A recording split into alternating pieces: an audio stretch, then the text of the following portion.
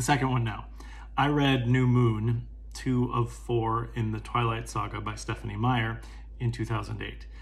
I gave it 2 out of 5 stars on Goodreads, and I wrote this about it in November of that year. Unfortunately, I think the series takes a bit of a turn for the worse with this book. While I disliked the first 150 pages of the first book, this one seems to double the monotony with 300 pages of bland, inconsequential filler. I'm very tired of the author using questions to describe some sort of indecision on Bella's part. It seems a little conveniently amazing that those questions diminish once the action gets started around page 320. In my opinion, most of us don't have thoughts that are questions. We consider different options, but we don't actually ask ourselves things in question form. That was difficult for me to accept as a reader. I just felt that at some point she needed to get on with the story and leave behind all of the insecurity. And by that I mean the author, not the character. I believe you can creatively describe the inability to progress without leaving the readers mired in the same rut. It seems as though the characters are becoming less likable as well. There were people to cheer for in Twilight, but here I just found myself relieved that they didn't completely offend me before it ended.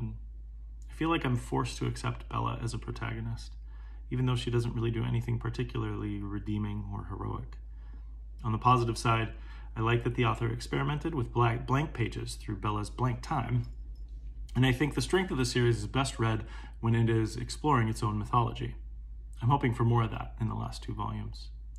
So with this review, I'm actually I kind of critical of myself in the way that I reviewed this in 2008. And I know it was 15 years ago, but if I start with that piece that I talk about here about that I don't think people ask ourselves things in question form, I actually think we kind of do now. And I think it might actually be a creative way to put it on the page. When I was reading it, I felt like it was easy. I felt like it was a cop-out, but I think our thoughts move so fast that we are asking ourselves questions all the time. And so I think it's probably a fair thing to put it in the book as questions. And then when I say that, I think she can creatively describe the inability to progress without leaving the readers mired in the same rut, now the way I feel about it is I think that that's actually probably a good way to write, where you kind of make the reader or the audience feel the way that your characters do. I think it's probably even more creative the way Stephenie Meyer did it here, and I didn't realize that when I read it in 2008. I think I was looking for something different, but I was overly negative, too negative in the review, because I think that some of this writing is actually better than I thought at the time. Another piece here is when I talk about Bella being a difficult protagonist to accept. Now, I think there's been lots of criticism of the Bella character over the years, and some of that is warranted, but the reasons that I gave here aren't really good. I participate in a movie podcast called The Next Reel. And one of the things that is a criticism of me as a reviewer is that sometimes I get locked into this thing of like needing a protagonist to be likable or needing a protagonist to be someone to cheer for. But sometimes the best pieces of art, the best pieces of literature, the best movies are when you see into the life of someone who might not be heroic or redeemable or that kind of thing. In 2008, I just hadn't taken that leap yet, and I still struggle with it today. So I see myself on this page in this review, but I think I'm wrong. I think you all that can see the different sides of people and like the sort of pieces of art and pieces of literature that give us those vignettes are a little bit more evolved than I am, and definitely more evolved than I was in 2008. I do think when I talk about the fact that all of the indecision and sort of these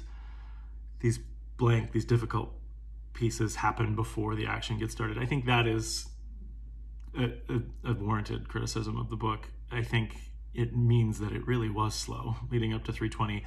And if it was purposeful, if it was deliberate for Stephenie to give us that and make us that way, then it's great. That's the way the book's supposed to be. But for me as a reader, it made it really hard to get through. It made it a slog. So yeah, that was why this was my least favorite of the 4 books in the Twilight Saga. And I don't really remember much of the movie either.